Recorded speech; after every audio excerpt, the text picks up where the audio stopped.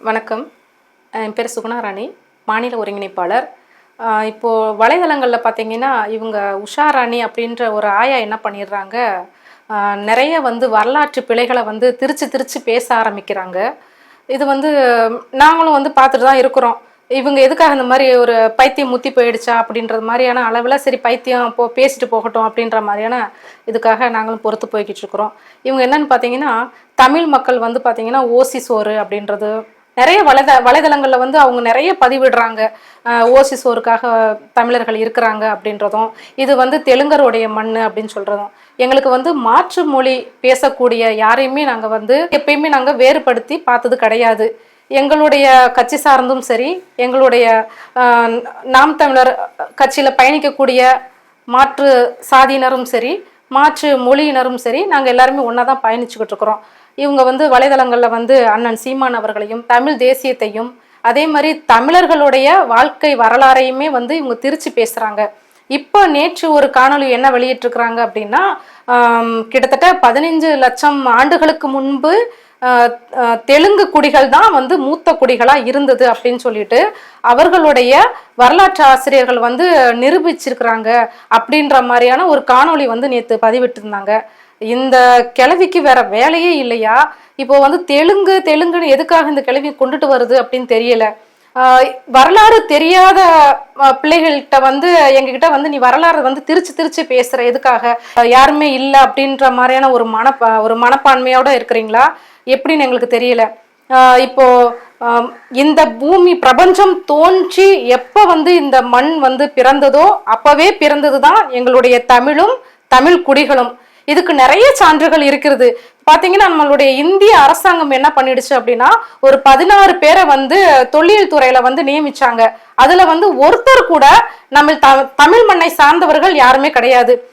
கிட்டத்தட்ட தமிழ் குடிகள்ல ஆராய்ச்சி பண்ணி உலக நாடுகள்ல பாத்தீங்கன்னா 170க்கும் மேற்பட்ட நாடுகள்ல நம்மளுடைய தமிழர் சார்ந்த வரலாற்று, அவர்களுடைய பயன்படுத்திய கூடிய ஆவணங்கள், அவர்களுடைய அந்த கல்வெட்டுகள்ல இருந்து எல்லாமே 170 நாடுகளுக்கு மேல. இப்ப பாத்தீங்கன்னா இந்தோனேஷியால எல்லாம் எடுத்துக்கிட்டீங்கன்னா, நம்மளுடைய மன்னர் பாண்டியர் அவர்களுடைய பேர்கள்லாம் அங்க இன்னும் ஊர் பேராவே இருக்குது. அப்பனா நம்மளுடைய வரலாற்று எந்த அளவுக்கு மிக நீண்ட வரலாறு அப்படின்றத பாத்துக்கோங்க. இந்த ஆயா நிறைய காணொளிகள்ல இப்படிதான் பேசிக்கிட்டு வருது. கிட்டத்தட்ட நான் ஒரு உதாரணம் சொல்றேன். நம்மளுடைய ஒரிசா பாலு அவர்கள் வெளியிட்ட காணொலிகள்லாம் நான் நிறைய பார்த்திருக்கிறேன். அவர் கடல்சார் ஆராய்ச்சியாளர்கள், நம்மளுடைய கடல் வளம் பத்தி அவர் நிறைய வீடியோக்கள் போட்டிருக்காங்க வலைதளங்கள்ல. தமிழ் மக்கள் நீங்க பாருங்க.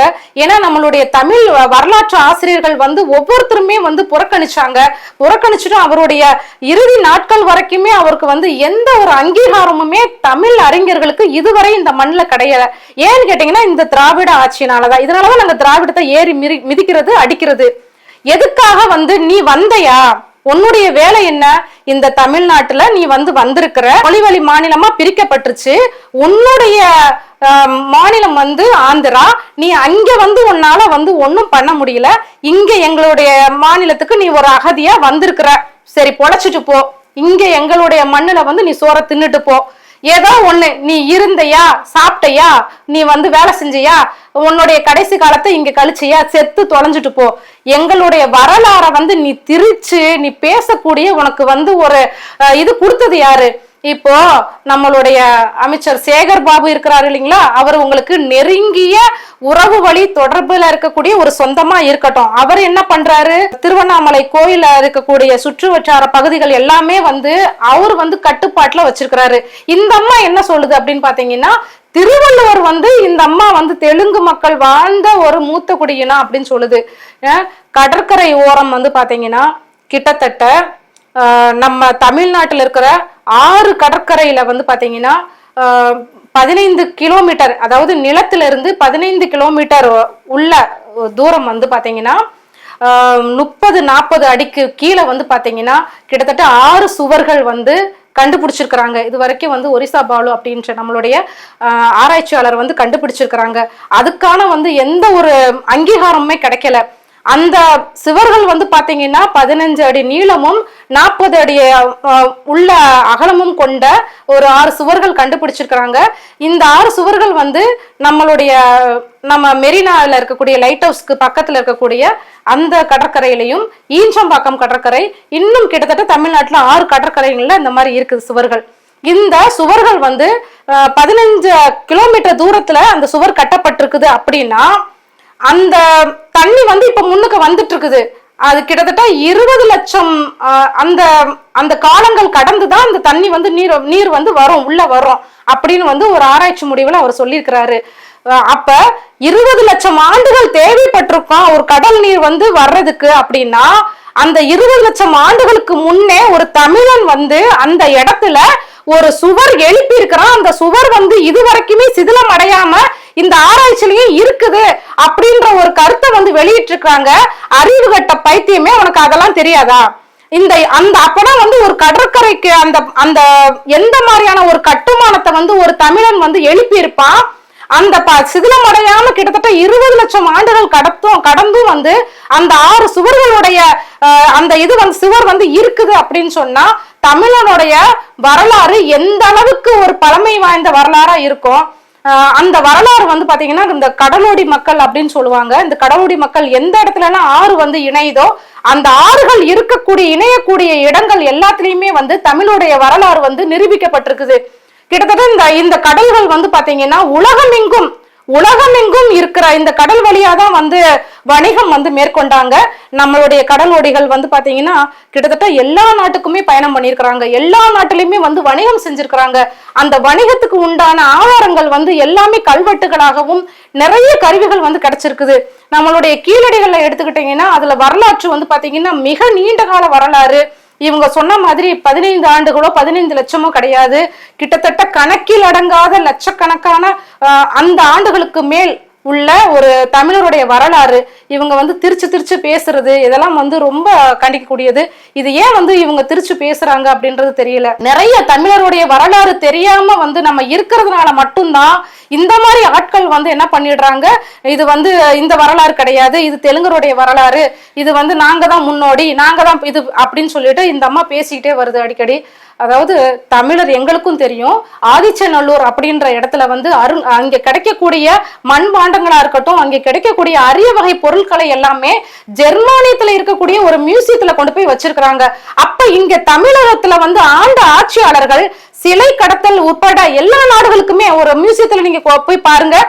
நம்மளுடைய ஒவ்வொரு வரலாறுமே மத்த நாட்டுகளுக்கு இருக்கக்கூடிய மியூசியத்துல எப்படி இருக்குது.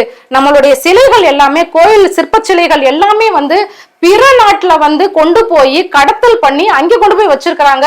நம்மளுடைய முன்னோர்கள் வாழ்ந்த அந்த காலத்துல இருக்கக்கூடிய மண்பாண்டங்களா இருக்கட்டும், அவங்களுடைய நகைகளா இருக்கட்டும், அவர்கள் உபயோகப்படுத்தின ஆபரணங்களா இருக்கட்டும், எல்லாமே அது ஒரு வரலாறு.